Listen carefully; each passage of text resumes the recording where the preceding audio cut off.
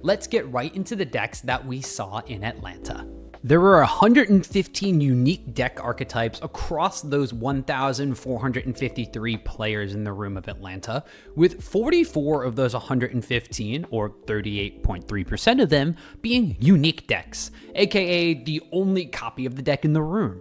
That meant 41 of the archetypes had 4 or more copies floating around the hall in Atlanta, or 35.7% of the players in total. Of all of those decks, Dimir Midrange was the clear winner as far as the popularity contest goes, making up 217 decks, or 14.9% of the metagame share, all by itself.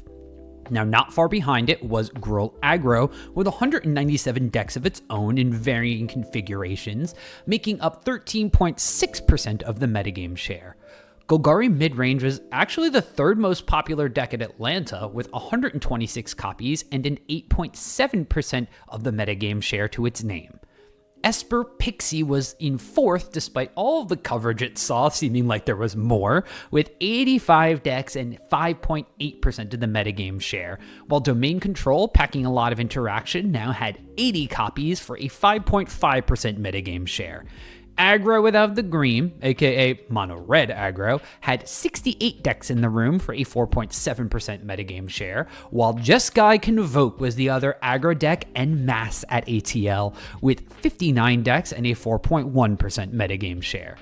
Rounding out the top 10 for the metagame share decks was a somewhat forgotten deck from World in Azorius Oculus, bouncing back to 46 decks and a 3.2% metagame share, while tempo decks with Crabs, Terrors, and Otters in Simic Binstock bounced its way to 42 decks and a 2.9% metagame share. Now, notable decks outside of these top 10 include Temur Otters, beloved combo deck with 2.7% metagame share, Azorius Aggro, aka the No Convoke deck with 1.9% metagame share, 2 of those making the top 8, fan favorite Selesnya Tokens with 24 decks and a 1.7% metagame share that people like Doomwake took to an undefeated day 1, and finalist Dimir Enchantments, or the Pixie Cut deck that cut the pixies and I guess its hair, with 18 copies and a 1.2% metagame share.